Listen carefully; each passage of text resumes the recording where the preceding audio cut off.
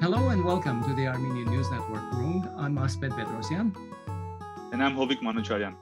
In this Conversations on Groong episode, we'll be talking with two specialists from Armenia and from Azerbaijan and explore their views and perspectives on the problems and solutions they envision for the long-term peace between the neighbors. Before we begin though, please support us by subscribing to our channel on YouTube, follow us on Twitter. We're available on most social media and podcast platforms out there. So check the links in the show notes to find out more ways that you can listen and follow us. Thank you. So why is there a need to have such a discussion right now? The temperature of the post-war negotiations between Armenia and Azerbaijan has reached the boiling point. And Azerbaijan's president, Aliyev, has been issuing ultimatums and demands for dates for Armenia to open corridors for Azerbaijan. In trying to create a more informed Armenian public about these negotiations, we hope that such discussions can clarify what the sides are saying to each other and what the sides are hearing from each other and the gap in understanding. This episode is being recorded on Tuesday, December 14th, 2021. Let's go to that conversation right now. And after the conclusion, Hovik and I will do a quick recap with our impressions. Since the second war in Artsakh in 2020, also known as the 44-day war, which culminated in the signing of the November agreement by Armenia, Azerbaijan, and Russia, the three countries have been negotiating the fulfillment of that agreement. The agreement contained 9 points, of which the first 5 are primarily complete, 6 and 7 are more or less in progress, but 8 and 9 continue to be deeply problematic despite intensive and contentious year-long negotiations. Point 8 is about the exchange of prisoners of war, POWs. It should have been a simple and humanitarian exchange, but Azerbaijan had different ideas. Point 9 is about opening communications and transport links between Armenia and Azerbaijan, and then more widely throughout the region, as we've seen. Negotiations have been complex, and frustrations have caused flare-ups that have killed dozens more Armenian soldiers and citizens since the war ended over a year ago. What are the perspectives and stumbling blocks that have prevented peace a year after the war ended?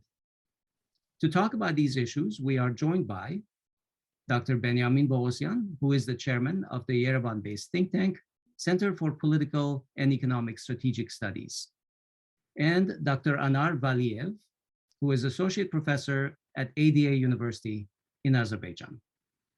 Let me say that Drs. Poghosyan and Valiyev are members of the Joint Armenia-Azerbaijan Liaison Group on Confidence Building Measures in Support of Peace in the South Caucasus, convened by the Links Europe Foundation with the support of the European Union.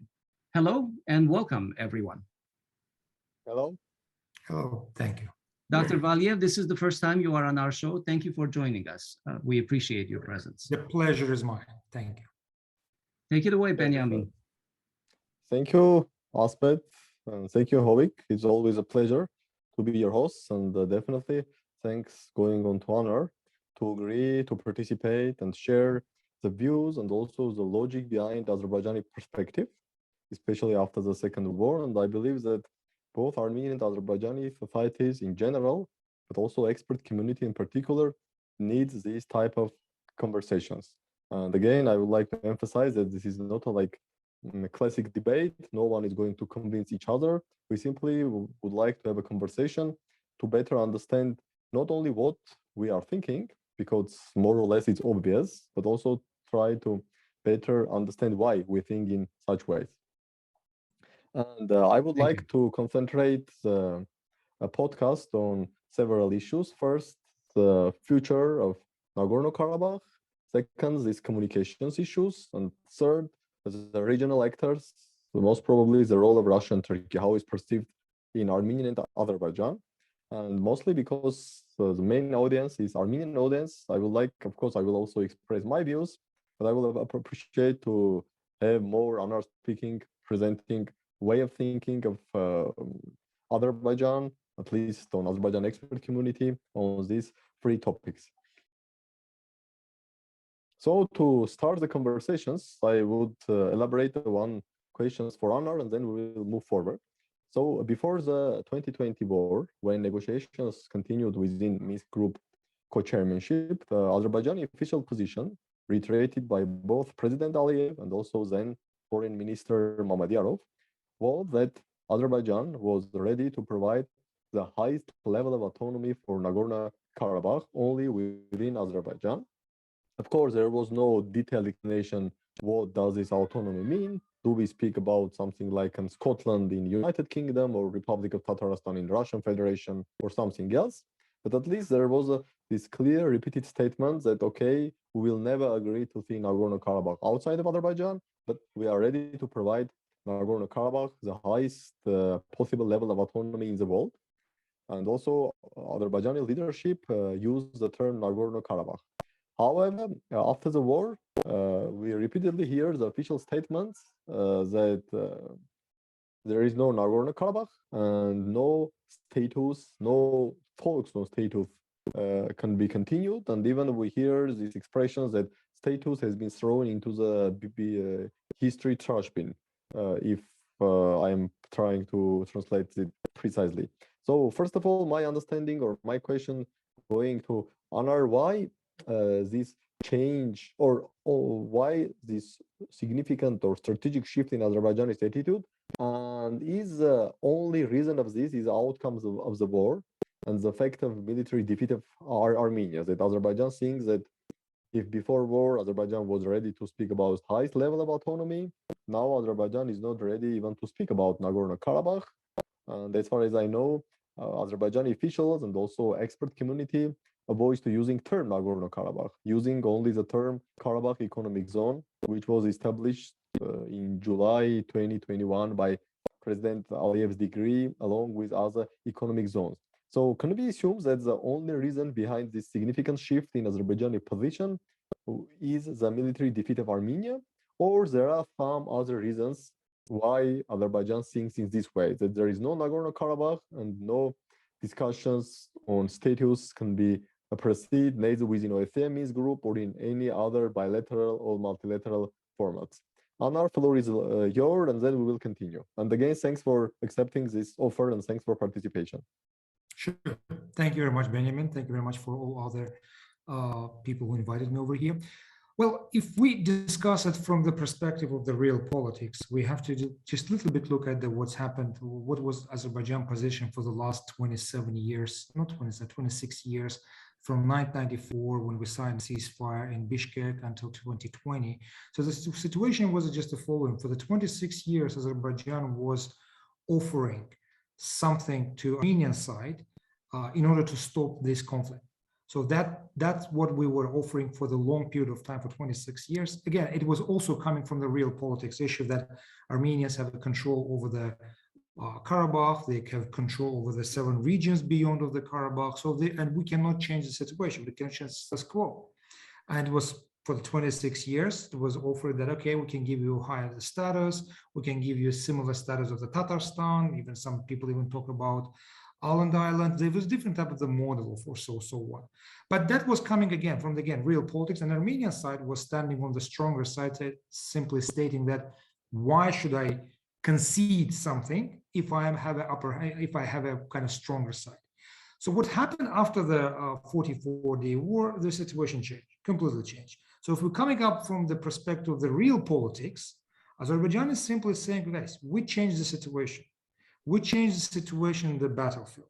The same way as Armenians for 26 years were telling us, I'm not going to go for any type of the yielding or any kind of the, I don't say negotiation, but some kind of the giving up or some concessions. The same way Azerbaijan is, perception of Azerbaijan is that we almost finished the war. We almost finished the conflict that was haunting us for ever since we became independent.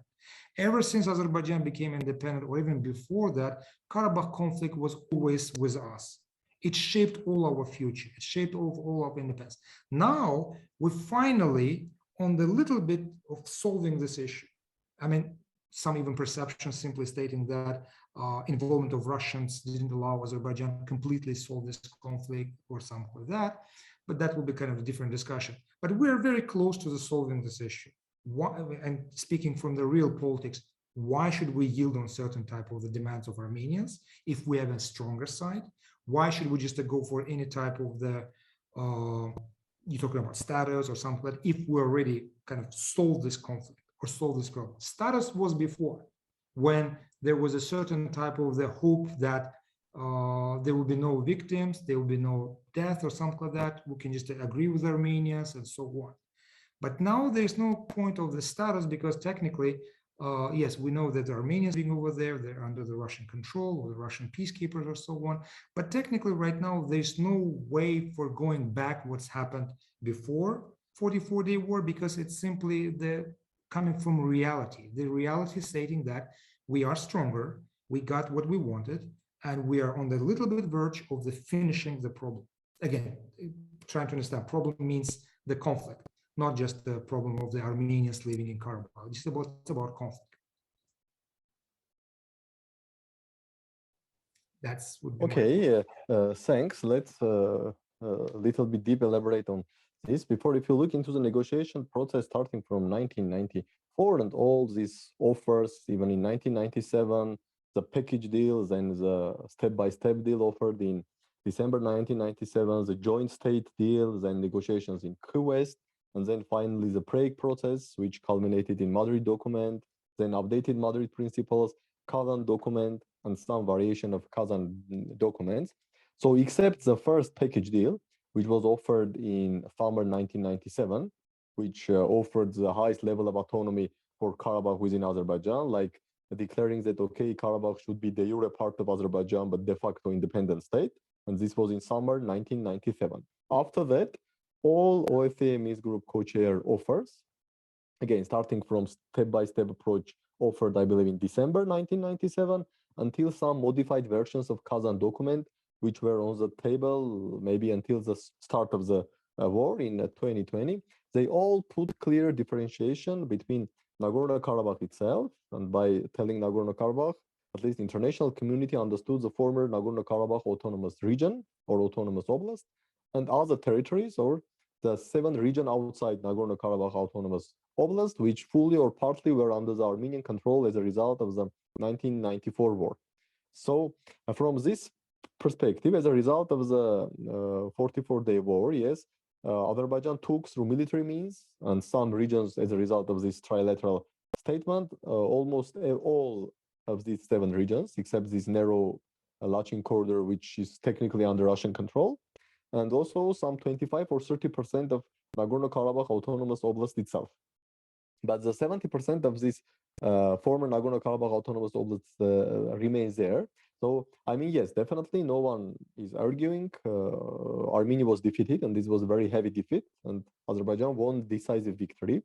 But in any case, even from the negotiation perspective, so there was a clear distinction between NKO, if in Russian, Nagorno-Karabakh Autonomous Oblast, and in these 7 regions. So when Azerbaijan is telling, okay, because I took these 7 regions and 30% of NKO, it means that, okay, I almost have resolved the conflict.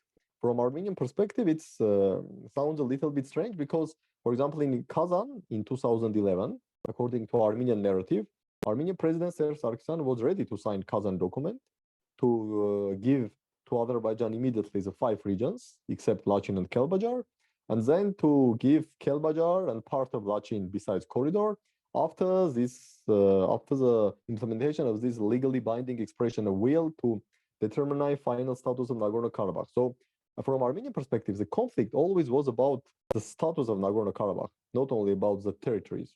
And now there is no final status of Nagorno-Karabakh. Yes, Azerbaijan is telling that there is no Nagorno-Karabakh at all. But fact is fact that there are Russian peacekeepers who are deployed from Russian perspective in Nagorno-Karabakh.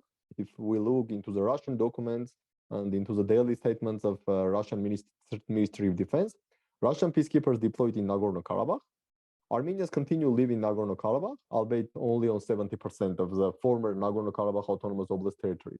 But again, just from Armenian perspective, you cannot say that conflict is solved, because conflict was about the core of the conflict, or core of the negotiation was about the status of Nagorno-Karabakh, and all discussions were going about the different ways how we can solve this Nagorno-Karabakh status. Is a step-by-step approach, is to organize somewhere in the future this legally binding expression of will. That is why, from Armenian perspective, if Azerbaijan is telling, okay, I defeated Armenia, it's I started war, I defeated Armenia, I took a lot of territories, which means that there is no conflict.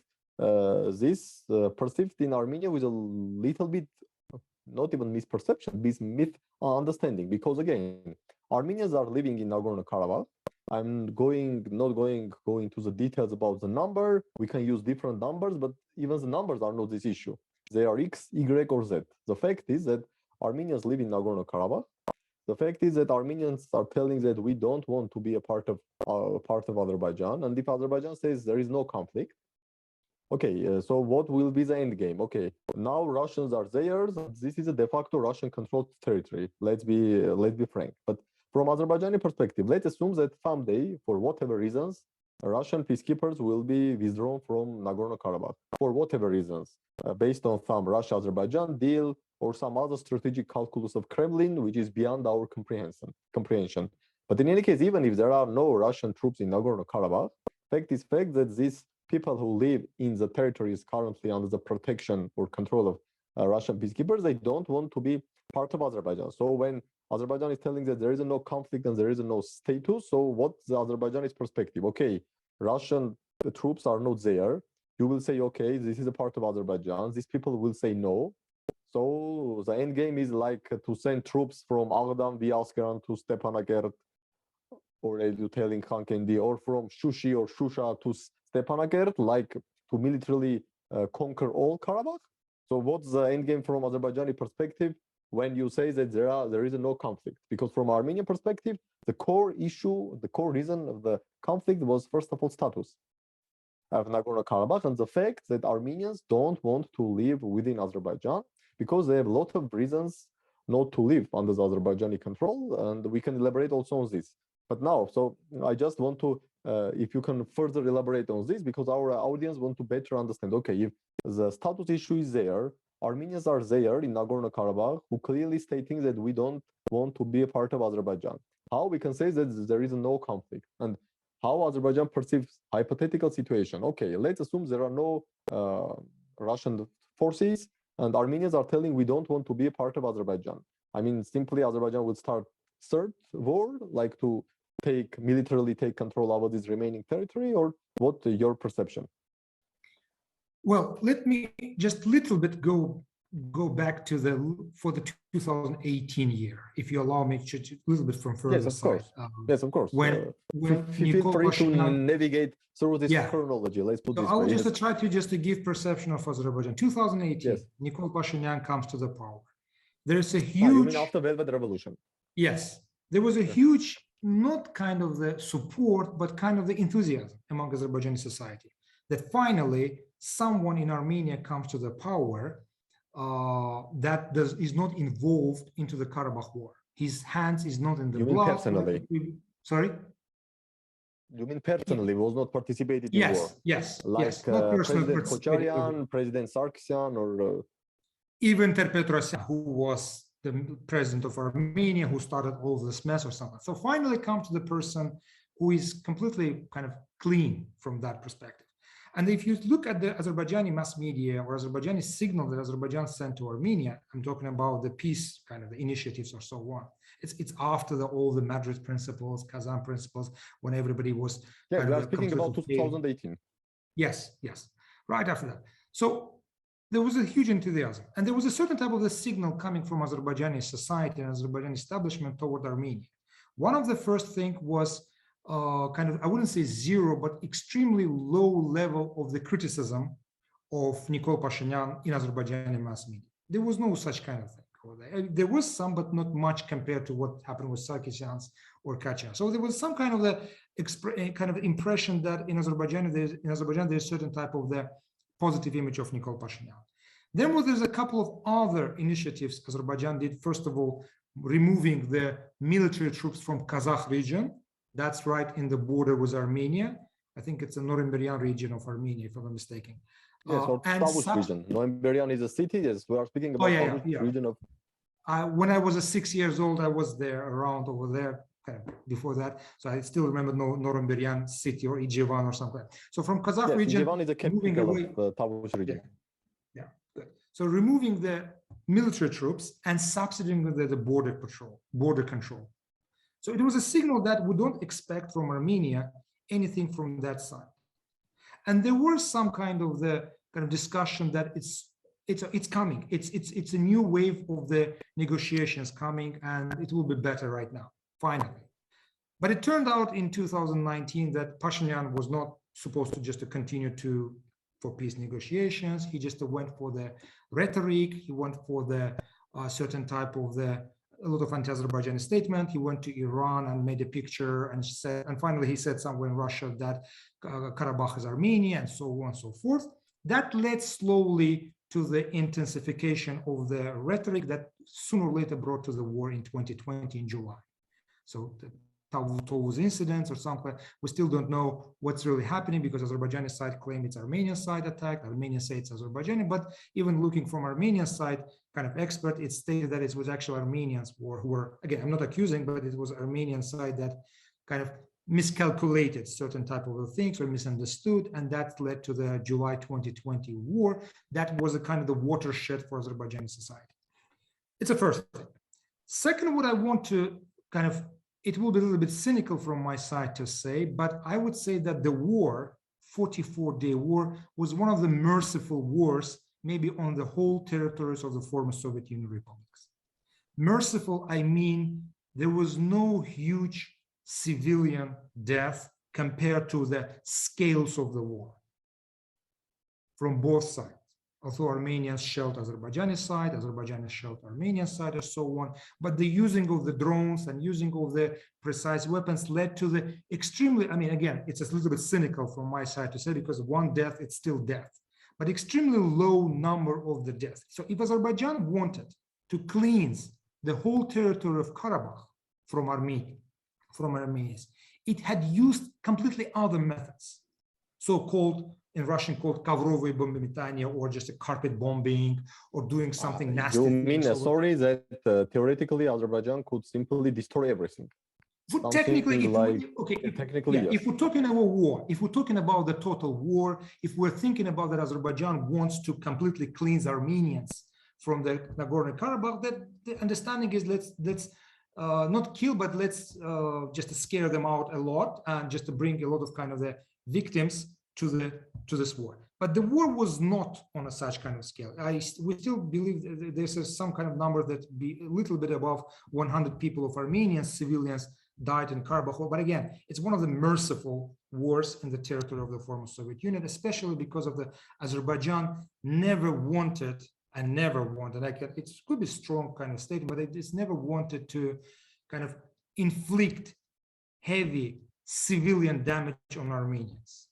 So from that perspective, once Azerbaijan liberated, so this is from Azerbaijani perspective. Yet yes, from Azerbaijani exactly. perspective, That's what I'm talking about. Azerbaijan did everything possible to reduce the collateral damage, if you may use this term, collateral damage on civilian deaths. But we understand, if I got you right, that Azerbaijan did everything possible. Because we remember 1994, we remember 1993, because whenever the war happened in 1993, 1994, we got completely negative image in Armenian press in in US press, because of the Armenian diaspora, Armenian lobby in France, in United States, in Russia. Everybody would be screaming around, barbarians, Azerbaijanians, killing Armenians, and so on. So we try to just diminish or minimize the possible victims of Armenian population in Karabakh. If we wanted to make it kind of completely cleansing, look at the Russians what did in Chechnya, or we look at other kind of the issues. There was no such intention to kill or cleanse Armenians from Karabakh. Even after the liberation of Shusha, the game was over. You could just easily put certain type of artillery weapon. Of course, the Russians intervened and so on. But again, there was no intention of Azerbaijan to cleanse Armenians. So coming back to the issue of the status, again, it's a lot of things depends on the Karabakh Armenians and from perspective of what they want. Azerbaijan clearly stated, you are my citizens. You are Armenians, the same as Russians, Talish, Lezgi, Avar, Tsakhur, different ethnic groups living in Azerbaijan. And the others. Yes, you are part of our nation. You are important part of our nation. We're all Azerbaijanis, you're just ethnically Armenians, there's ethnic Jews. So you're part of us. So let's deal based on this kind of the issue. What can we do with you? What do you want? But within the framework of my territorial integrity.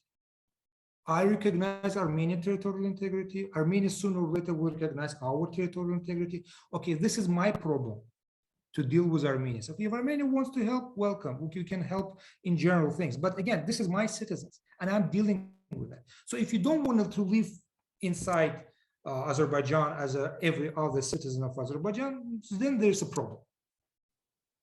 What we're going to do, what will going to happen, that's already another issue. But the signal is, this is our citizens.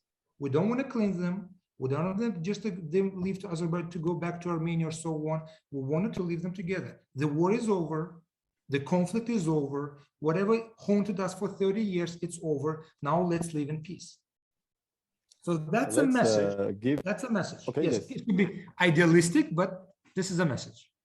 Okay, and from Armenian perspective, when Azerbaijani government, President Aliyev or other officials are telling that, okay, Armenians are citizens of Azerbaijan and they should be as any other ethnic groups or ethnic minorities in Azerbaijan, like you mentioned, a lot of like Lezgins, Avars, Tats, and definitely there are maybe some others.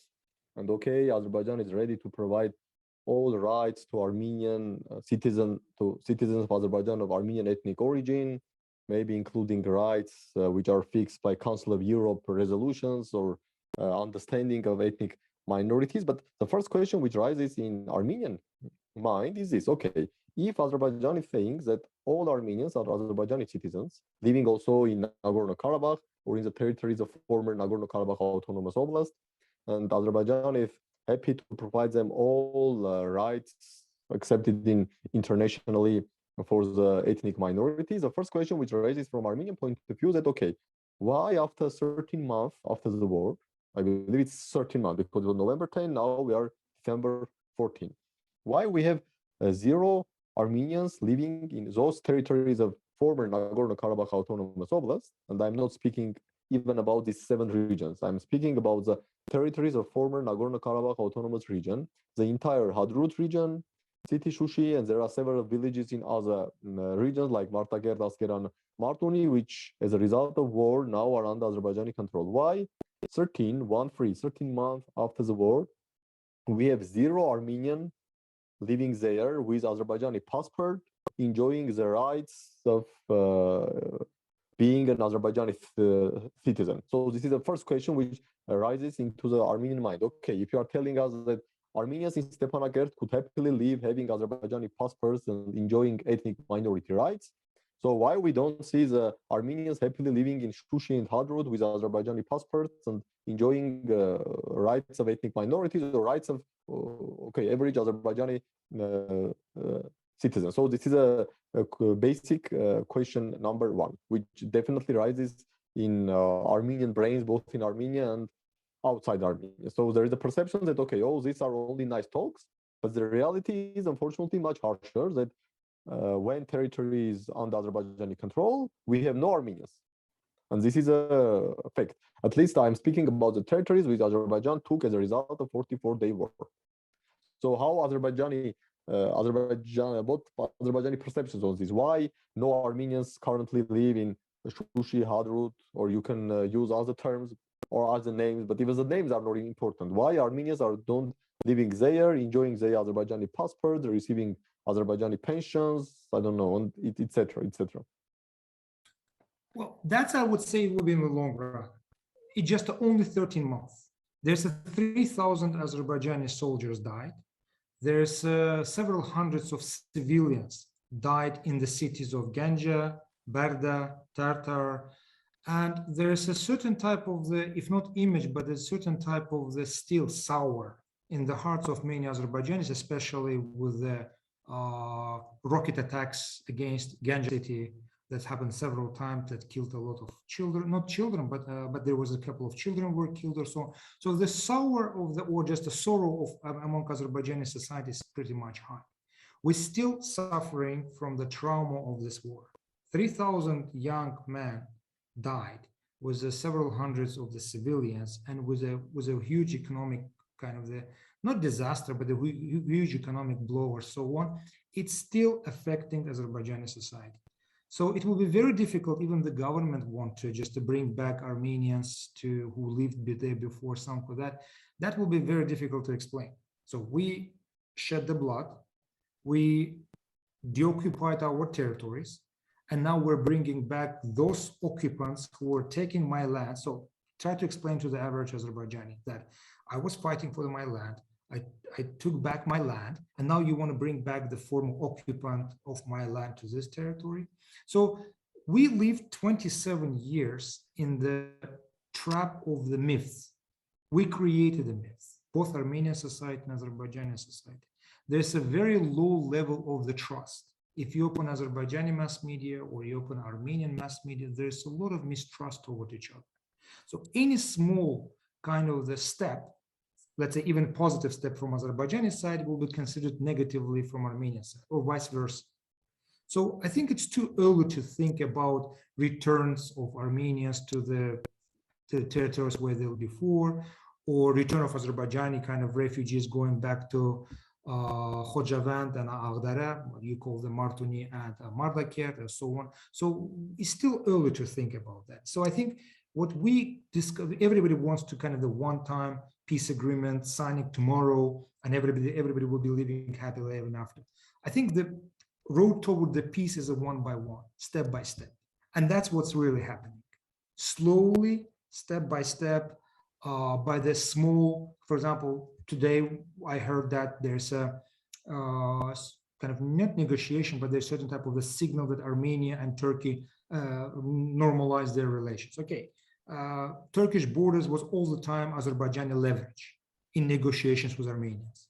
Now we can see that this leverage, Azerbaijan is not using any more leverage. So technically it's sending the signal, okay, the border is something between Turkey and Armenia, because we are not involved in the relations between Turkey and Armenia. Turkey is our brotherly nation, it's our friend, and so on. But this is the relations between Turkey and Armenia. That's a very strong signal that Armenia and Turkey starts thinking about the charter roads. They're thinking about the special representatives or so on. So it means something going on from one side. The second thing, something could happen in Karabakh. For example, today the news was that one of the thorny moments in Azerbaijani perception of Karabakh, that was a Karabakh separatist military forces.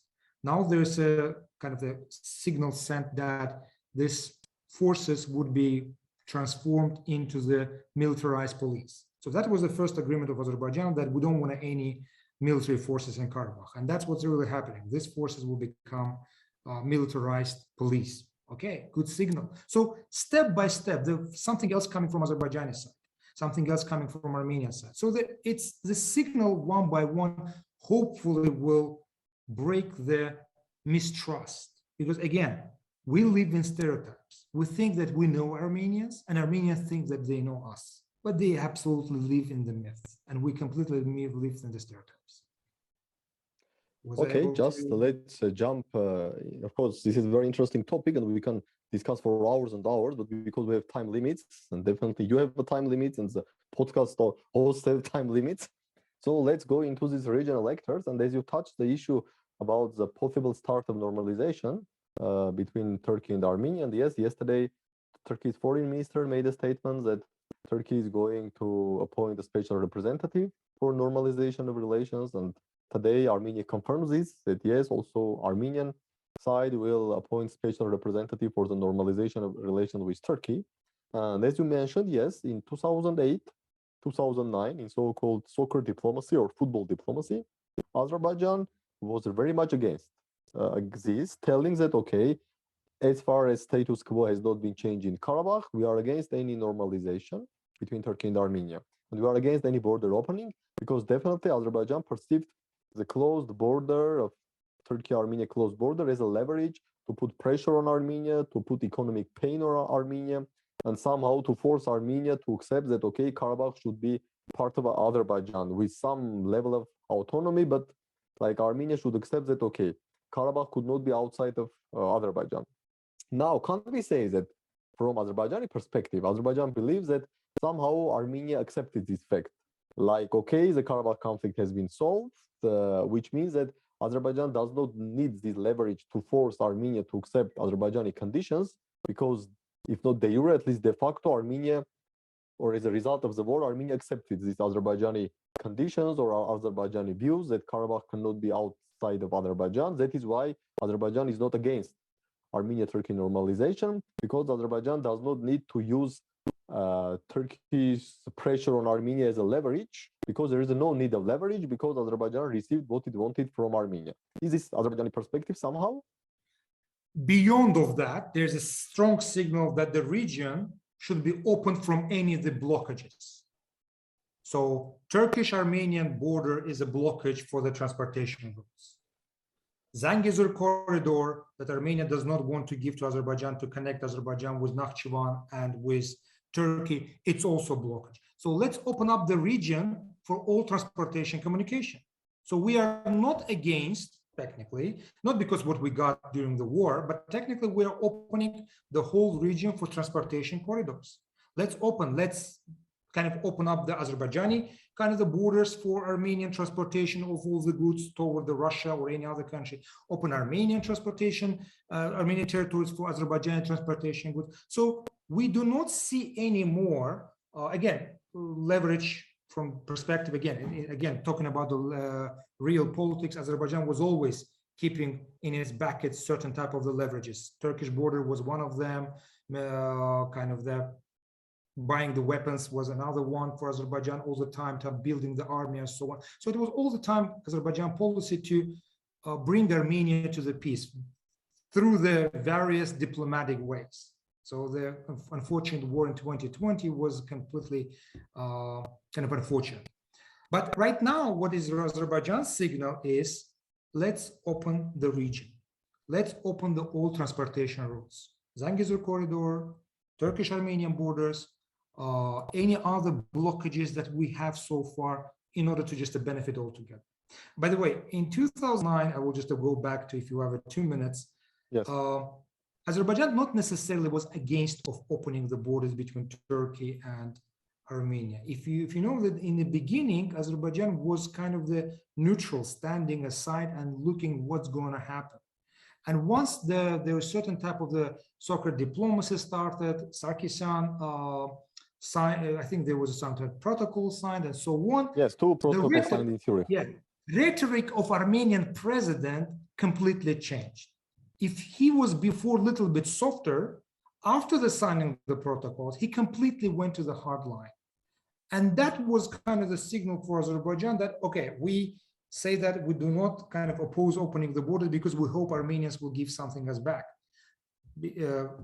giving us back 5 territories, 5 regions or so on. But it turned out that Armenians are not going to fulfill that kind of promise that opening the border will bring certain type of the concessions in Karabakh. And that immediately was a kind of the red line for Azerbaijan. Okay, that then Azerbaijan kind of public intervened, they intervened to the Turkish domestic politics. That's what happened when the soccer diplomacy, Azerbaijan began to oppose soccer diplomacy. But if you look at the first period, there was no opposing from Azerbaijani side, because they hoped that this... Yeah, go ahead. Let's jump into the communication issues, because today also President Aliyev publicly made a statement about Azerbaijani position, about which almost all Armenian experts knew starting from May 2021.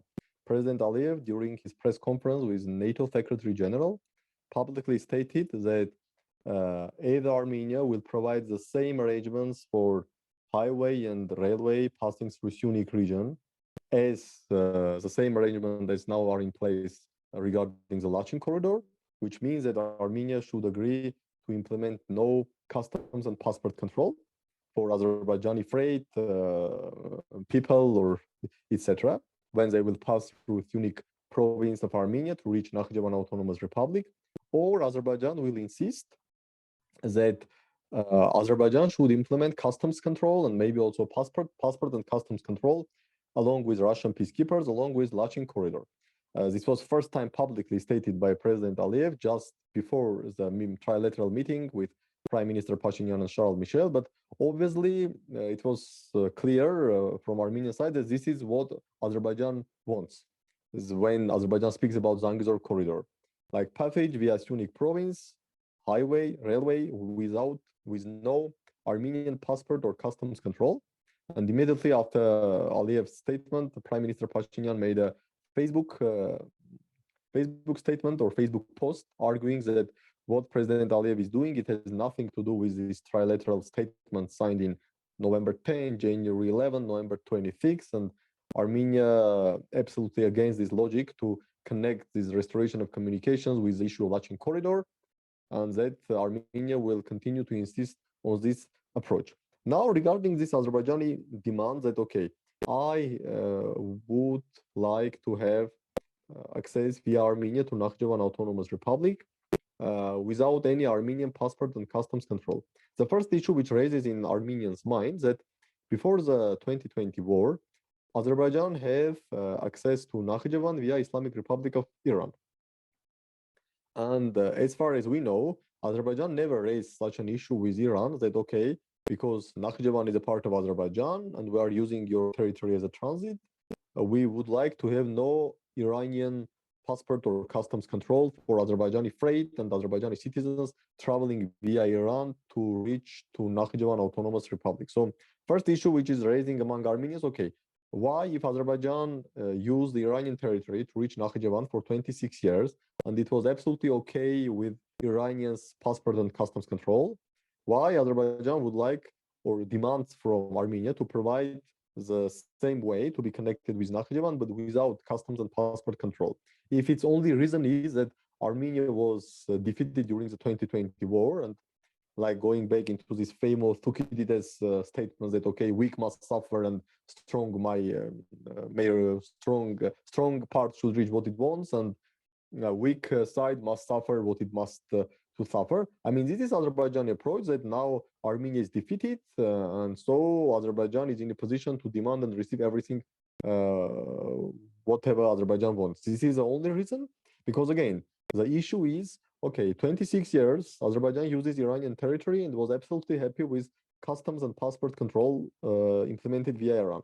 And also in general, when states using each other's territories to reach other places, they are okay with customs and passport control. For example, Armenia uses Georgian territory to reach to Russia, but there was no such a discussion. Even no one in Armenia saw that, okay, let's ask Georgia that, look, you should not implement any customs and passport control when we are traveling through Georgian territory. Of course, Russia traveling through Georgian territory, Armenians traveling through Georgian territory to Russia, and Azerbaijan wants to travel via Armenia to Azerbaijan. But in any case, Azerbaijan is going to cross the international border. So why Azerbaijan didn't demand the same conditions from Islamic Republic of Iran for using the Iranian territory to reach Nakhchivan?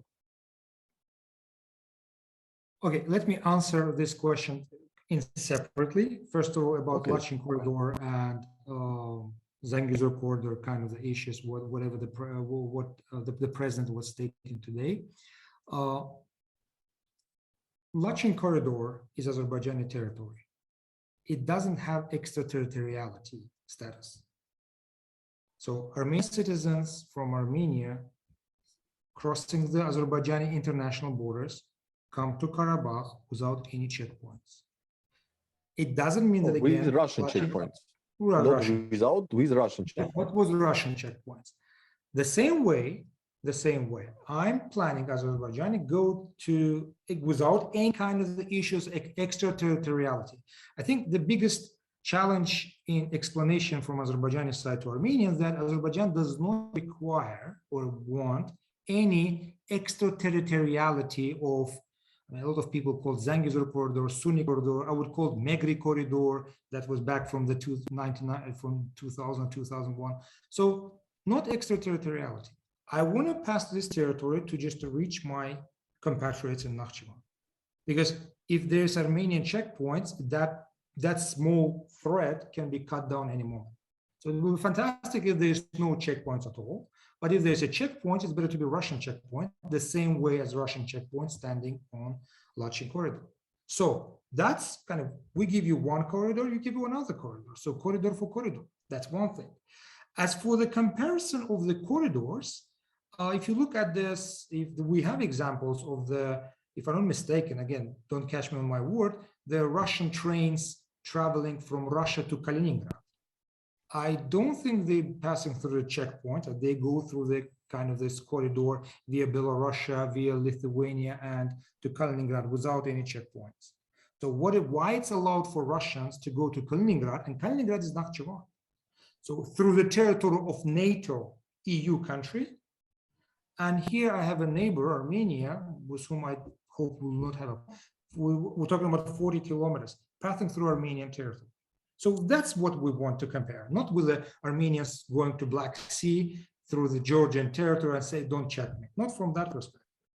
So this was kind of thing. Again, it's not about matter of extraterritoriality. Azerbaijan does not have any claims, territorial claims, because a lot of people in Armenia think that it's just beginning. So they want a corridor. Next step is taking away whole Zangur, Sunik, and coming to Armenia. Azerbaijan does not have any territorial claims to Armenia. Azerbaijan pushing for more and more, trying to bring Armenian side for the negotiations on delimitations and demarcation of the border. Once the demarcation and delimitation is in place, that's all. We recognize each other's borders. That's what Azerbaijan is trying to do for the last year, to bring Armenians for negotiations for demarcation. Regarding this corridor for corridor issue, am I right that from Azerbaijani perspective, the best case scenario is to have zero control while traveling via Sunik province? Like it will be the same as you will travel from Baku to Shaki, passing through Sumgait. Let's say this way. This is a best case scenario. And the worst case scenario is only Russian controlled highway and railways. This is worst case scenario for Azerbaijan. And any Armenian checkpoint or Armenian control is unacceptable for Azerbaijan. I mean, am I right? It's okay. Best case scenario, zero control. Worst case scenario, only Russian control. And unacceptable scenario, Armenian control. I think the best scenario would be, again, no control, let's say directly passing through to the Armenian territory. That's the best scenario, as Russians travel to Kaliningrad without any border control, if I'm not mistaken. The worst would be Armenian checkpoints.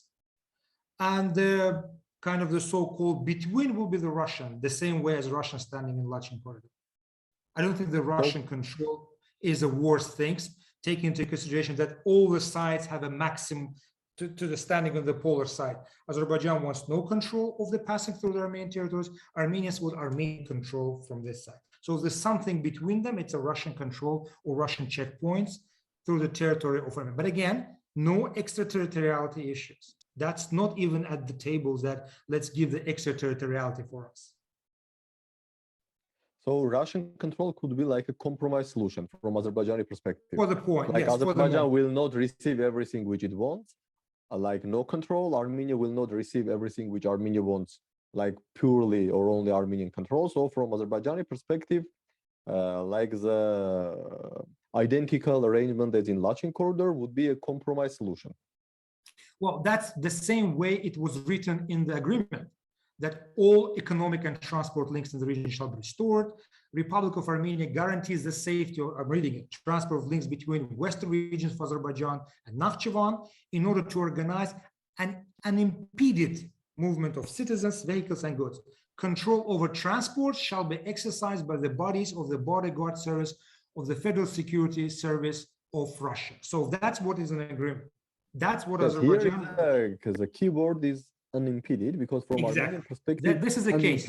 Unimpeded. Yes, unimpeded does not mean no Armenian control, because you may have or you can have passport or customs control, but also to say that it's unimpeded. For example, now we cannot say Georgia does not provide unimpeded passage through its territory for Armenia. So from Armenian perspective, the word unimpeded does not mean zero control, because you can control, but if everything is legal, you are not able to create some artificial obstacles.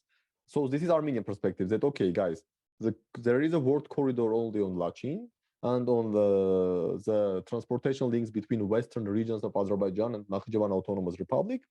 There is this word to provide unimpeded passage of freight and persons. Goods, But from Armenian perspective, unimpeded does not mean zero control.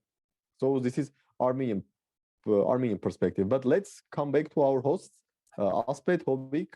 Hope we are not too much indulged into monologue or dialogue.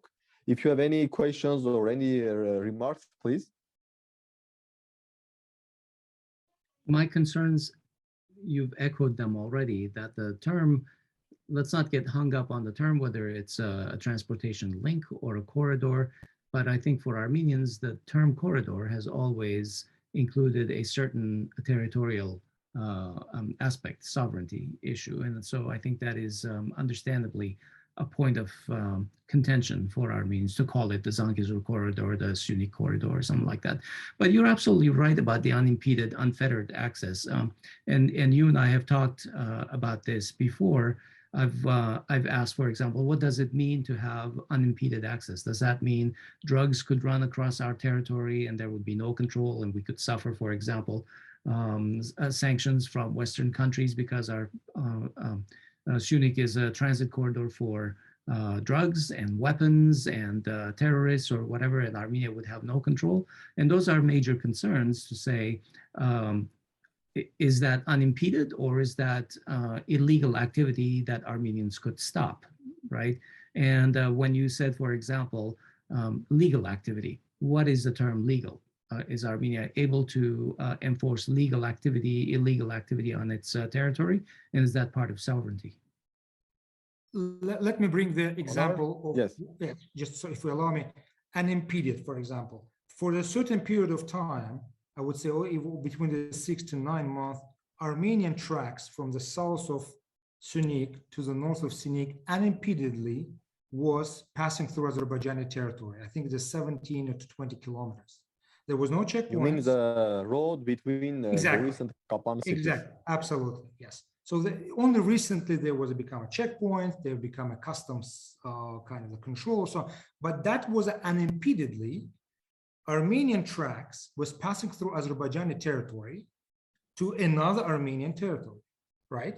So we never kind of claim that this is kind of the Armenians transporting the weapons through Azerbaijani territory from south to north, or drugs, or I don't know, human trafficking, especially from Iran or something like that. Whenever Azerbaijan saw that Iranian tracks passing through and then go to Karabakh, then Azerbaijan simply send a strong message to Iran that we do not want your tracks to be in Karabakh because this is our territory. This is what all the issues with Iran started. But Armenian tracks was passing through that. Armenians cars were having unimpededly. There was no checkpoints. That's what it means, the word unimpeded.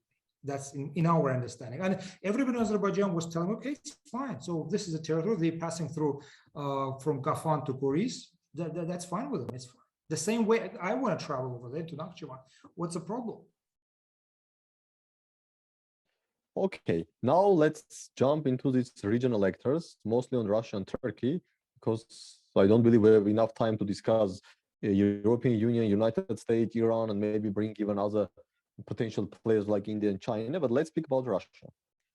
So what's Azerbaijan perspective is on these Russian peacekeepers deployed in Nagorno-Karabakh? And what are the Azerbaijani's perspective about the future of these forces? Like Azerbaijan believes that Azerbaijan will do everything possible, so there will be no extension of Russian peacekeepers, or Azerbaijan is okay with these Russian peacekeepers. And Dav, Azerbaijan believes that the deployment of Russian troops, okay, peacekeepers, but in any case, they are troops like soldiers with guns. It means that additional Russian leverage on Azerbaijan. So these three issues. Does you believe that Russia got additional leverage over Azerbaijan because now Russian troops are deployed in Nagorno-Karabakh? Do you believe that Azerbaijan should do everything possible to push Russian troops out of Nagorno-Karabakh after November 2025? Second question, which Armenians are interested to understand. And third one, what may happen if, this is a big if that, for example, Azerbaijan demands Russian peacekeepers to leave in November 2025. But for whatever reasons, Russia finds some excuses and Russian troops will stay there. And well, let me just tell you that there is a certain perception, and I think very strong perception about Russian troops in Azerbaijan, Russian peacekeepers, because we have a long history of having a little bit negative image of Russian soldiers in Azerbaijan because of involvement of the Khojaly massacre or helping of Armenian separatists during the First Karabakh War and so on.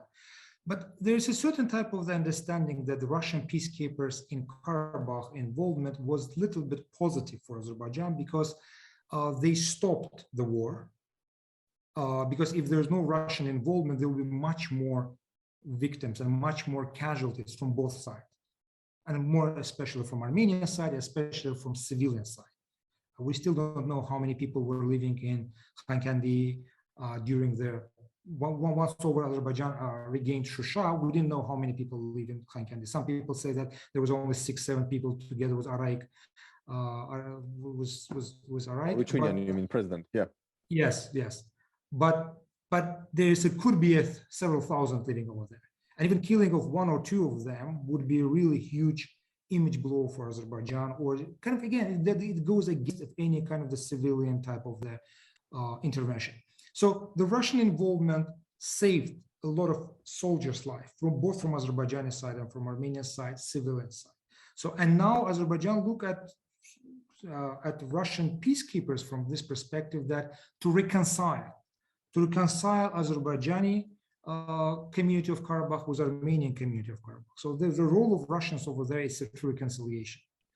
Hopefully they will be able to finish the reconciliation by 2024. Or that's what kind of the understanding. If they finish it by that time, that will be great.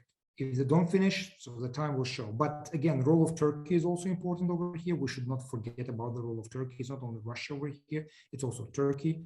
And this should be kind of taken into consideration the Turkish interests also in the whole region rather than only Russians. Yeah, I believe we also should touch a little bit the role of Turkey, but to finish with Russia. So if I got you right, there is no strong feeling in Azerbaijan that somehow the part of Nagorno-Karabakh is de facto under Russian control or even de facto under Russian occupation, that these Russian peacekeepers are de facto close to occupant forces and Azerbaijan should do everything to kick them out. Because you said that theoretically, if there is no reconciliation or whatever Azerbaijan understands this term, but if there is no reconciliation until 2025, so Azerbaijan will be ready to extend for another period of time until the final reconciliation. The time will show, because the fear of the turning Karabakh into South Ossetia is still there. Because expert opinion also, there's also public opinion that whenever the Russian peacekeepers appears, whether it's Abkhazia, Transnistria, South Ossetia, immediately there's independence of these regions or certain type of the continuation of the separatism happens. So we hope that this Karabakh will not turn into the South Ossetia. Karabakh will not turn into the Abkhazia type of thing. So it will be kind of Russian peacekeepers will bring real peace to the region and will help to reconcile the region, open up the region. And I pretty much, a lot of people see Russian role in the region, especially with helping Azerbaijan to open Zangezur corridor, helping Armenia and Azerbaijan to delimit and demark, to work with demarcation, delimitation of the border. It's extremely positive. From that perspective, Russian role in demarcation, delimitation, in transport corridor is pretty much positive. Okay, now let's speak a little bit about Turkey's role. From Armenian perspective, there is a feeling that in Azerbaijan, now there are both excitement about Turkish support and Turkey's role in the Azerbaijani victory of 2020, but also that there are some fears that Turkish influence is growing more and more, and at the end of the day, Azerbaijan might, if not de jure, at least de facto, become another Turkish protectorate. What's the role of Turkey and the growing influence of Turkey or increased influence of Turkey over Azerbaijan? Because Turkey was influential in Azerbaijan also before the 2020 war. It is not the case that Turkey entered Azerbaijan only starting from September 27, 2020, but definitely now Turkey has increased influence in Azerbaijan. How is this perceived in Azerbaijan? Only as a positive thing? Does this perceived as a balance against the Russian influence through peacekeepers? Or also there are fears that maybe Azerbaijan is in the road to at least de facto become something like a Turkish protectorate? Well, I don't think there's a fear of Azerbaijan becoming another province of Turkey or becoming the Turkish kind of protectorate or something like that. There's no such kind of a fear. Yes, it's a brotherly nation. We always was brotherly nation, but there was no kind of a feeling that Turkey will occupy Azerbaijan or Azerbaijan will become part of it. If you look at the perception of Azerbaijan about Turkey for the last 10, 15 years, it's not only improved, but it's just skyrocketed, especially trust level. And it's everything. It's everything, especially Turkish soft power.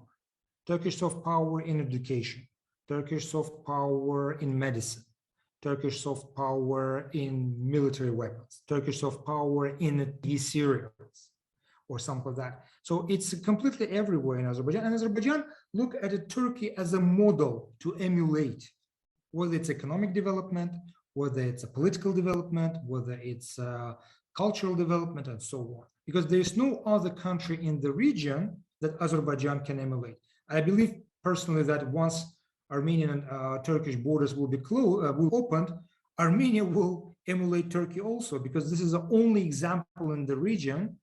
I would say I would love to have more examples, but this is the only example in the closer region which we can emulate, especially with economic, okay, not recent economic issues with Turkey, but overall economic issues of the Turkey, economic development of Turkey, political development, social, cultural, and so on. So there's no fear that Turkey would come in Azerbaijan and compared to other countries, I wouldn't just name that usually come in masses with the weapons and so on. Turkey does not come with the weapons. Turks do not come with some kind of military bases. They come with a soft power. They come with a certain type of the benefits to the society, and we see these benefits. And let's also touch the issue of this 3+2 format, which was supposed to be 3+3, but as of today, Georgia clearly rejected to participate due to its problems or disagreement or conflict with Russia. So from Azerbaijani perspective, what this 3+2 format means, because the format first was offered by President Erdogan during his visit to Azerbaijan in early December 2020 to participate in the military parade, and then it was immediately supported by President Azerbaijan. So, but a lot of experts also in Armenia believes that this 3+2 is in reality is a 1+1. Like this is a Russia-Turkey initiative to manage the competition or competition cooperation or competitive cooperation or cooperative competition in the South Caucasus. And this is mostly a Russia-Turkey initiative, and other Armenia and Azerbaijan joins like some other players, and Iran's position was always that the regional issues should be solved by regional players. So Iran was always okay for this, as far as there is no United States and no Israel in the region. So what are the Azerbaijani's perspective on this 3+2? Does Azerbaijan agree that this is mostly a Russia-Turkey initiative, and does Azerbaijan feels that this somehow it will be easier for Azerbaijan to push its interest in this 3+2 format? Well, I wouldn't just will kind of talk about this kind of conspiracy theory that it's a Russians, and no, it's not conspiracy, it's just kind of the public perception that Russian and Turks came over here to the region and not let European Union or Americans to come to the region and divide the regions. Okay, I will not touch this because we still don't know about that. What I would touch that, what is the catch of Azerbaijan from this perspective? It's another kind of opportunity. It's another tool to bring the regional powers to the region and open up the region. From economic perspective, from social perspective, from humanitarian perspective, let's open up the region. So the signal of Azerbaijan is, again, through this platform, is the war is over. Let's not go back to what's happened before.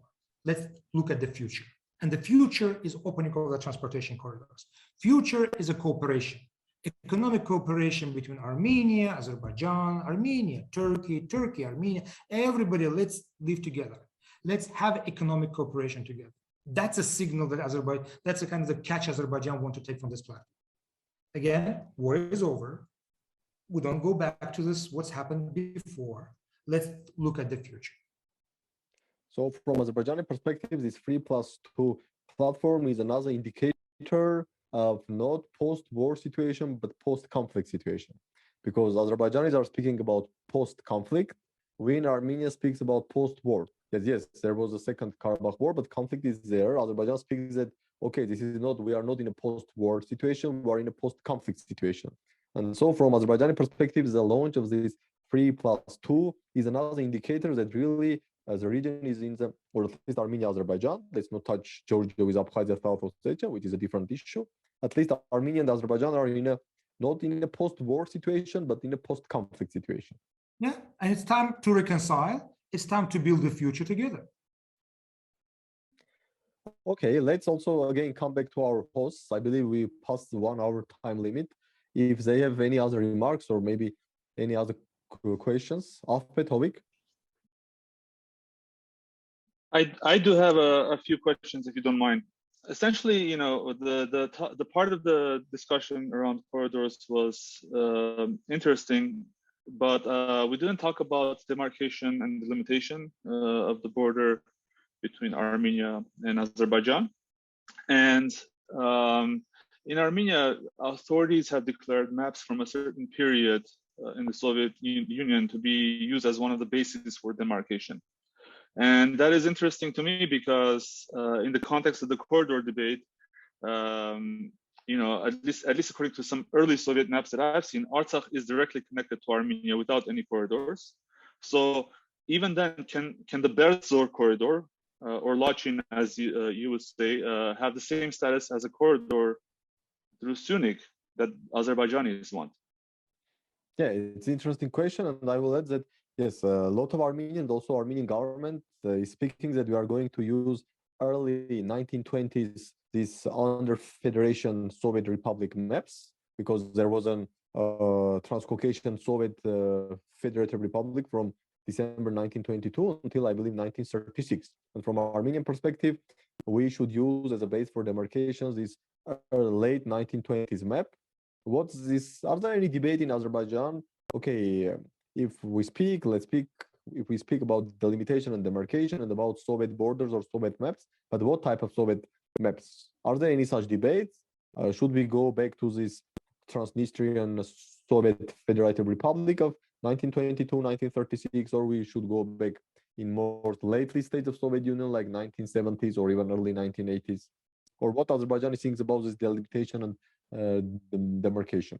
There's no much kind of the debates about which map, because the map issue for which map to use for 1922, 1936, or something like that, it's not debate for us. It's for us. It's for us. It's not necessarily too much important what map to use. Not map to use, but technically, whenever the Soviet Union collapsed on the territory we got, that's a line of the separation between Armenian borders or from Azerbaijani borders. So technically, what is, and even Putin kind of in one of his statements said that the division of the border should be based on the General Staff's maps of that is located in Russia. From that perspective, that was a signal that it's Russians should be involved in the delimitation. But in our case, again, it's a collapse of the Soviet Union and just a recognition of Azerbaijan and Armenia on its borders. That's a point where the demarcation delimitations of their borders should be. There's no such kind of things as that. I mean, if you can bring the different type of the maps, then there will be kind of another wave of the map war between Azerbaijan and Armenia. Does that also include Shahumyan region, for instance, if you're talking about the collapse of the Soviet Union borders? Sorry if... yeah, sure. Shahumyan region, what you're talking about, if I'm not mistaken, Tartar or Goranboy region of Azerbaijan, are Azerbaijani territories.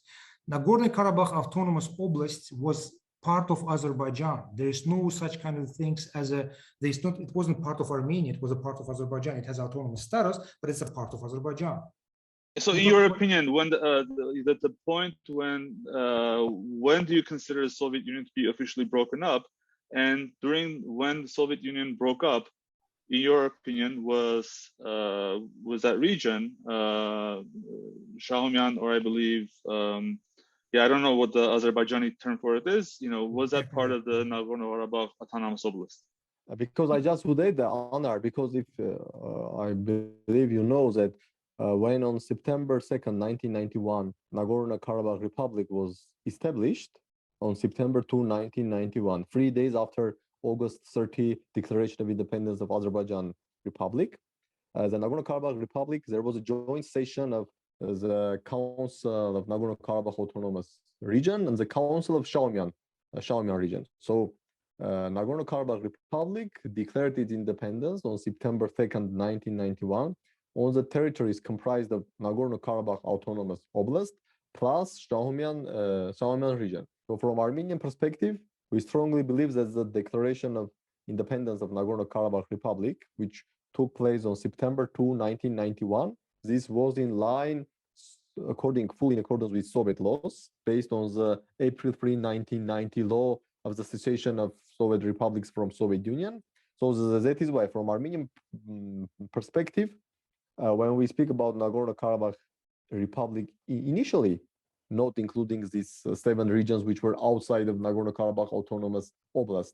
But we believe that on September 2, 1991, before the breakup of the first large-scale war, the Nagorno-Karabakh Republic was declared on the territory of Nagorno-Karabakh Autonomous Oblast plus Shahumyan region of former Soviet Azerbaijan. And that is why there were some discussions when Azerbaijan was telling, okay, why we should provide the corridor or the part of Lachin region as a corridor to link Karabakh to Armenia, which should have the same status as finally should have the Nagorno-Karabakh.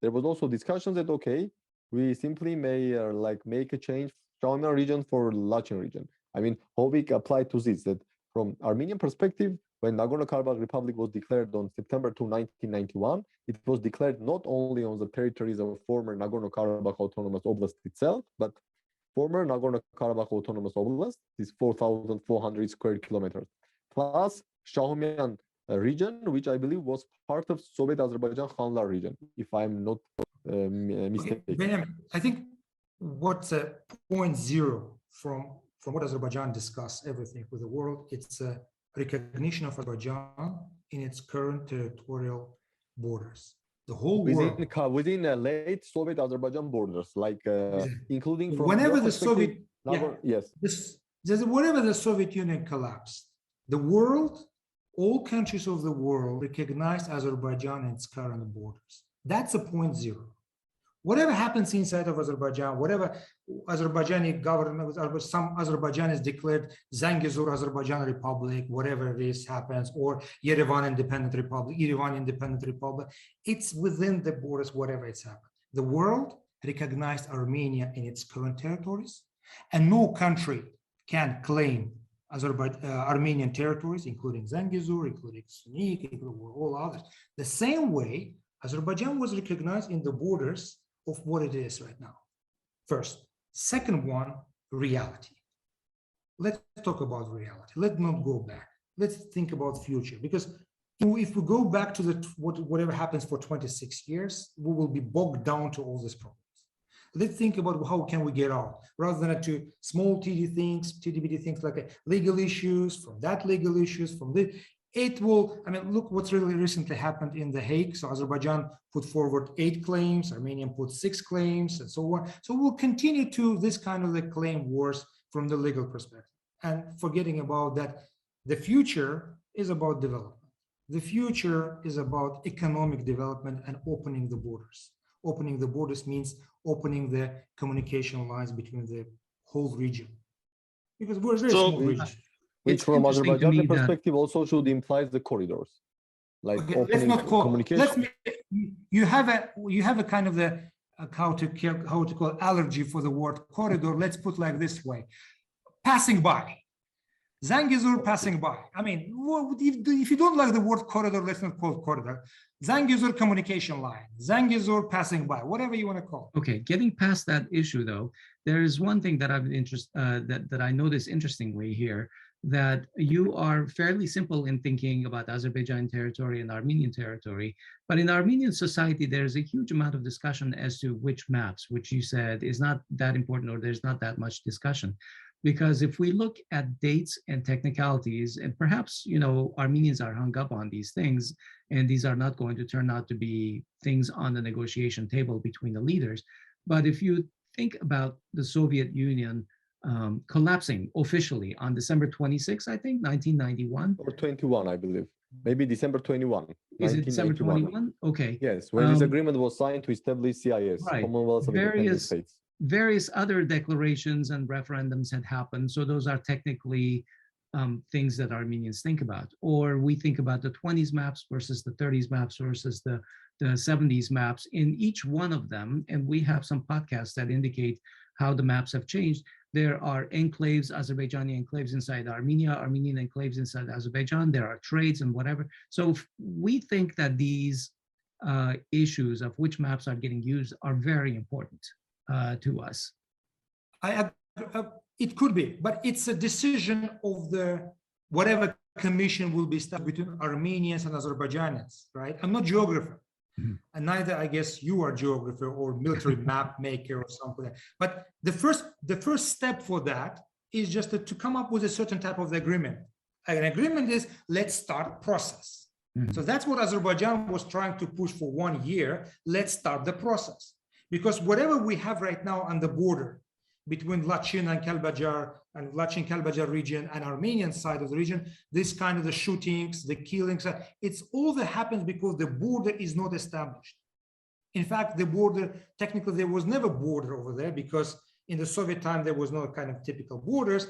And then when these two regions were occupied by Armenians, Armenians considered this territory as their own, and they didn't think about that in future will be a border at all.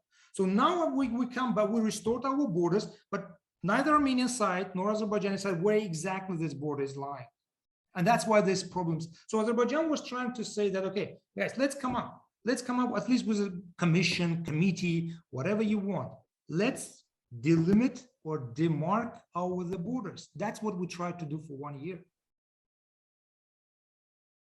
Just one jumping, maybe small question. Am I right that when Azerbaijan speaks about let's start the delimitation and demarcation process, but also I hear from Azerbaijani experts and also from Azerbaijani officials that to start the process, we need to agree on principles of the process. And the key principle is to recognize mutual territorial integrity within the Soviet borders or within the 1991 Soviet borders.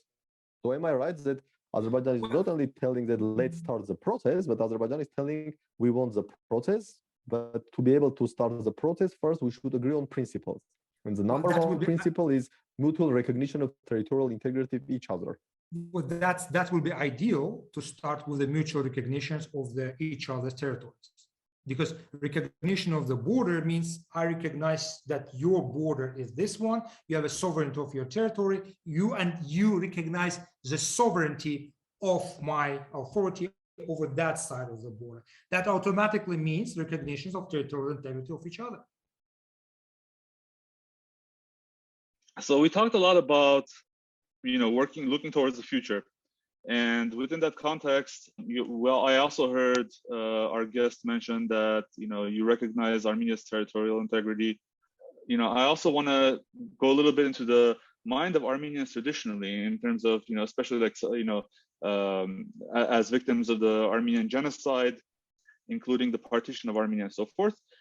If it's so important to look towards the future, do you think that Azerbaijani authorities have a little bit of responsibility in terms of the language they use, both in terms of high-level officials, even university professors and people who are in the public? I've seen some maps shared of the Turkic world with Armenia just being a little wedge inside, and someone saying, I won't say who, but someone saying that which country artificially divides the Turkish world.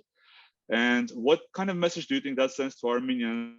And does that make Armenia hopeful? And I understand. I think once we go for reconciliation and peace process, it would require not only from Azerbaijan, but also from Armenia to watch over the rhetorics. We're talking about textbooks, we're talking about the mass media, taking away all the possible kind of the things that can irritate the other side.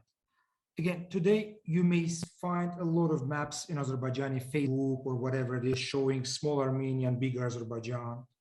If I go to Armenian Facebook, they will bring me map of Tigran the Great, encompassing from the, I don't know, half of the Turkey and a whole Azerbaijan. I'm not saying whatever they doing is just can be justified, but you have to understand this is we're talking about the almost 30-year period of the war. We're talking about 30-year period of the mutual distrust. I don't want to use the word hate. It's too much, it's too strong word. I would say that distrust. And using this word kind of distrust and discourse and so on, it definitely has certain type of the messages that could be considered very insulting for Armenian side. The same way from Armenian side, whatever they stating could be kind of considered insulting for Azerbaijani side. It is, yes. I wouldn't say that this is a right, but that happens. Whether it's a kind of university professors, whether it's a certain type of the person who will tell such things, it could go beyond of the certain type of the borders. Meaning, let's say, coming even to bring into the hate speech. I mean, former Armenian president simply stated that Azerbaijanis and Armenians genetically cannot live together. That was already hate message based. No Azerbaijani president, no Azerbaijani public official ever stated that Armenians and Azerbaijanis cannot live together. I never even heard from any university professor. While in Armenian society, I mean, even president was stating that Azerbaijanis, even today, Karabakh Armenians said, we don't want to live with Azerbaijanis. While Azerbaijanis of Karabakh said, we want to live with Armenians. That's the message I would say that. Anything to add? All right, Benyamin, do you have any closing thoughts for us? Okay, very few things. First of all, thanks to you, Kai, and also thanks to Anar for providing his time for this interesting discussion. Obviously, we have different views and we did not agree with each other on many issues, and we do not accept our statements. But in any case, I believe this is very important, at least to have this type of discussions, not only to declare the positions, because positions we know. With positions we know from official statements, we can go into the official web pages of the prior president of Azerbaijan, prime minister of Armenia, etc. But these are useful to trying to explain the logic why Armenians or Azerbaijanis think this way, and why they believe that they are things the right way, or why they believe that what they think is the right, what they think is the right thing. And for this, I believe this is very important, especially in this situation of, okay, I'm not want to sound very pessimistic, but in any case, after 13 months of the Second Karabakh War, I'm not sure that we have even the inch closer to the solution of the conflict from Armenian perspective, or as Azerbaijanis are telling there is no conflict, we need to reach a peace. But I'm not sure that even we are an inch closer to this peace from Azerbaijani perspective, or we are not even an inch closer to the solution of conflict from Armenian perspective. Hopefully, these type of discussions within the academic framework, but also the frank discussions, should be useful also to share to the English-speaking Armenian audience, not only Armenian audience, because I know that this podcast is not heard or viewed only by Armenians, but generally, mostly by English-speaking Armenians or Armenian diaspora. I believe these type of podcasts are useful, and hope this will help both audiences here in Armenia and Azerbaijan, and also outside, who are interested in the conflict, starting from experts and ending from like academicians and anyone who's interested in the conflict, to have better understanding what, not only again what side thinks, because for this you can go simply to the official statements and read official statements, but what is the logic behind the way of thinking of sides, and are there any chances that something may move forward, or again we will spend some 10, 15 or 20 years of discussions or blames, and then everything will be ended by third or fourth Karabakh war. Let Well, me if you're quickly add that we have a small yet vocal Azeri and Turkish following on YouTube. Okay, so Go in any ahead. case, we are reaching also We to are these reaching. audiences. That's right. Anar? Anar, please. yeah, just want to, I don't want to share kind of the Benyamin's pessimism. I think the future is bright. I think we are going toward the better world and better world for the region. My advice would be for future, if we're going to organize such kind of event, it would be nice to bring young generation of people, especially students, to listen, Armenian students listening Azerbaijani professors and Azerbaijani students listening Armenian professors, because this is what with whom we have to work with, mostly young generation, in order for them to, because they will be building our future, they will be building our region, not us technically. We are already kind of doomed to live in our past, but this young generation will be building much better peace. And I see the hope. I see the hope because the younger generation do not have such kind of the hate that the older generation has. The younger generation have a better hope, and the younger generation have better future, I believe. Thank you. Okay, let's hope that at least for a younger generation will have better future. We all hope that. And I fully agree that, okay, it's not fully agree, but this is a fact that the future is a younger generation. This is even laws of physics or nature, let's put it this way. And I can bet with you, Benjamin, exactly in 1 year, the situation will be much better. The region will be much better from the perspective within a 1 year. So I'm pretty much can bet with anyone. So don't be pessimistic. Not the bet, there will be no more wars. There will be no more wars. Don't worry about it. Don't be so pessimistic. Let's hope those are great predictions. Hovik, do you have any final thoughts before we close? I will leave it to our audience to judge whether this was a useful venture, and we would like the feedback from the audience. But perhaps that this discussion itself will be, a catalyst for others to have their own discussions and to eventually reach an agreement that will allow peace in the region to prevail. Yeah, I think talking to each other is very important, regardless of what level the conflict is on. All right, we're going to leave it there today. Thank you, everyone. I really appreciate everyone's participation in this. Okay, thank you. Thank you. Thank you, Anar. Thanks for time. Thank you, guys. Okay. All right, Hovik, that leaves the two of us, co-hosts of this podcast. What were your impressions of the conversation? Despite the emotional side of myself, I wanted to have this discussion to understand. Okay, just tell me, explain your logic. And I also want to mention that for me this was not an attempt at the cliche make Dolma not war or having these track to diplomacy things. This was simply to talk to someone who may be representative of the official Azeri position and understand their logic. I'm not sure if it achieved anything material, but maybe that was not an expectation that we should have after a war. I agree with you, by the way, that about the track 2 diplomacy. This is, we've tried to make it clear that we're not track 2 diplomacy. At best, they can call us podcast diplomacy. And exploring a little, think of this as a little bit of an experiment in, does it work at our level to talk to the other experts and understand what their views are and what we're missing, and to see if they're missing something that we think is just obvious.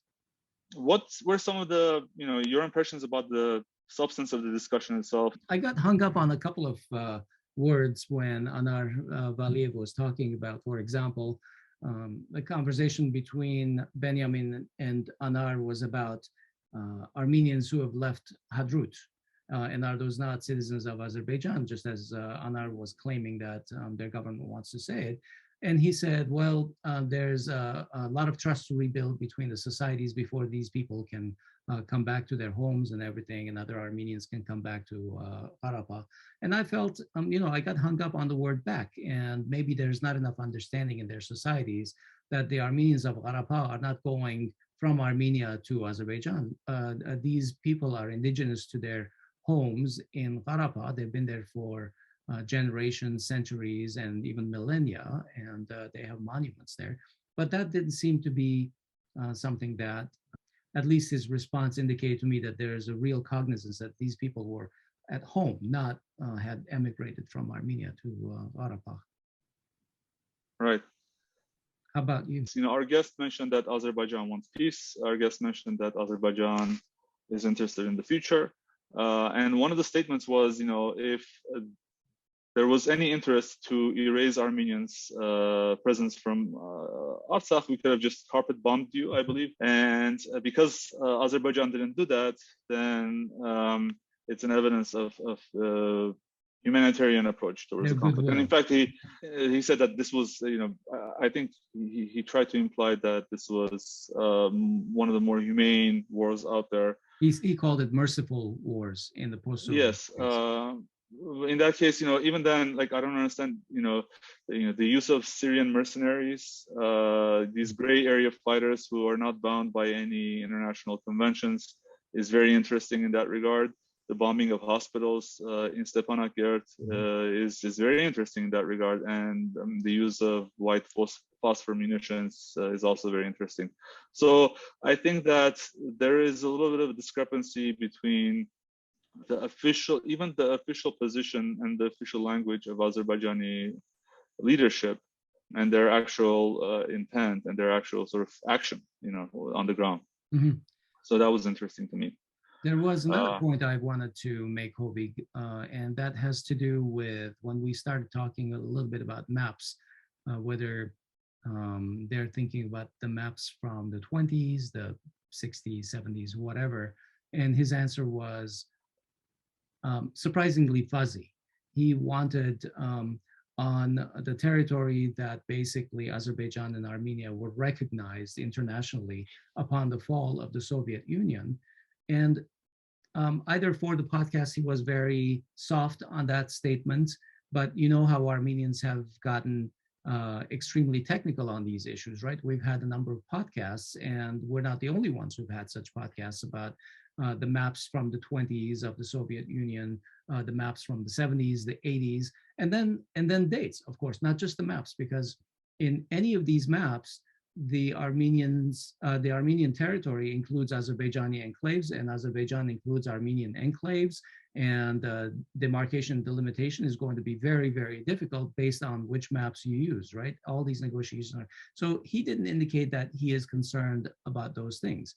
He said basically by the end of the Soviet Union, which is 91, he wanted to be recognized in those territories. Meanwhile, you and I talked a little bit about this earlier with Benyamin also, how the Soviet Union fell late in December, whether I can't remember 21 or 26, that's the final dissolution of the Soviet Union. And yet Artsakh had declared independence in September. And the referendum, I think, that defines the independence of Azerbaijan was in October. So if we were to look at dates, very technically speaking, I think there's basis to say Artsakh was never part, Artsakh Republic was never part of Azerbaijan after the Soviet Union. So all these things did not seem to concern him. Yeah. I'm surprised about that. One thing that also Anar mentioned that is to me interesting, and I don't want to sort of prosecute that point without him present, but my issue is that Azerbaijanis have for many years said that the UN and the international community has recognized Armenia and Azerbaijan, and therefore they have recognized borders, which is complete nonsense because when they recognize the independence, they don't not recognize borders. And the international community has recognized the independence of Armenia and Azerbaijan, but the demarcation and delimitation of borders happens between two countries. And that has never happened. So to me, the demarcation and delimitation, at least theoretically, could lead to the condition that we have in the 1920s maps, where there is a direct border between Artsakh and Armenia. There is no corridor. Obviously, it's all up to negotiations. So maybe from the position of power, Azerbaijanis feel that, hey, we won, so what are you talking about? Yeah. But if we go truly by the logic of demarcation, delimitation, identifying, how those borders got shrunk and got gerrymandered away during the Soviet years is very important, and whether there's any legal basis for it.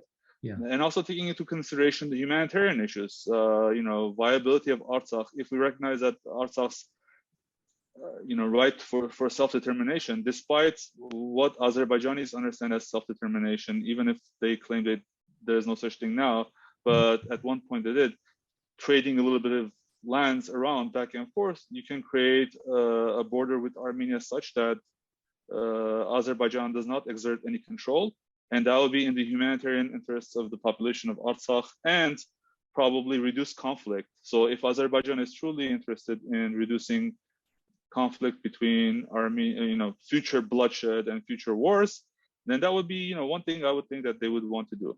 And I think in some ways that Anar's response in a very soft way was might makes right when Benyamin was pursuing the idea of what happened to the highest level of autonomy for Nagorno-Karabakh inside Azerbaijan. Basically, he was saying, now that we've won, what is the purpose of compromising on that, right? And if they want to be inclusive of the Armenian community, then how are they going to gain the trust of the Armenian community? I mean, we have a history where if they want to ensure that Artsakh is going to feel whole and complete, then their autonomy in there should be protected all the way up to their constitution, the way they have it for Nakhichevan, right? And speaking of Nakhichevan, right, and trust for Armenians, it was in approximately 15 years ago that 1,600 of our Khachkars, very significant amount of monuments were destroyed, Armenian monuments in Nakhichevan, in trying to get rid of Armenian traces. So in the end, I think that the public level of animosity and mutual distrust is there, and it's at its maximum. And I do not see any, attempt from the authorities, let's say, in Azerbaijan and the intellectual community in Azerbaijan to drive things towards future peace by, maybe compromising a little bit. So there's definitely a tendency to do maximalist approaches, trying to seize as much as they can. And I don't, I'm not convinced that after this discussion that we're any farther from future conflict, unfortunately. But I completely agree with you that more needs to be done on the part of their leadership to build the trust between the societies.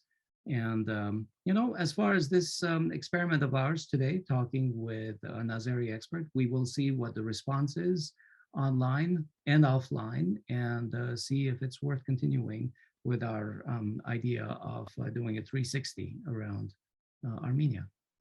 That concludes this Conversations on Groong episode. We found this kind of enlightening on our part, and we hope that you have found it helpful as well. We'll talk to you soon. Bye-bye. Thanks. Bye. That concludes this week's Conversation on Groong. We look forward to your feedback, including your suggestions for conversation topics in the future. Contact us on our website at groong.org. That's GROONG, or on our Facebook page, ANN-Groong, or in our Facebook group, Groong-Armenian News Network. Special thanks to Lara Osborne for providing the music for our podcast. I'm Hovik Manucharyan, and on behalf of everyone in this episode, I wish you a good week. Thank you for listening, and talk to you soon.